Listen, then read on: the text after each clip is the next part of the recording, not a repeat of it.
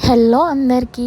మేము ఈరోజు ఈ మధ్య ఇన్‌స్టాగ్రామ్‌లో బాగా ట్రెండింగ్ అయితున్న కెఫే ఎన్‌కాంటో నాగోల్‌కైతే వచ్చేసినాం. ఫస్ట్ ఆఫ్ ఆల్ ఎన్‌కాంటో అంటే చామ్ అంట, అంటే అట్రాక్టివ్‌గా ఉండడం అట్లా. ఎంట్రీ చూసిర్రా చాలా బాగుండే. ఇక లోపల యాంబియన్స్ అయితే బ్యూటిఫుల్ అని చెప్పొచ్చు.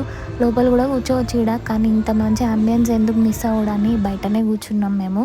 ఇంకా ఫిషెస్ చూసిర్రా భలే క్యూట్ ఉండే ఇక్కడైతే.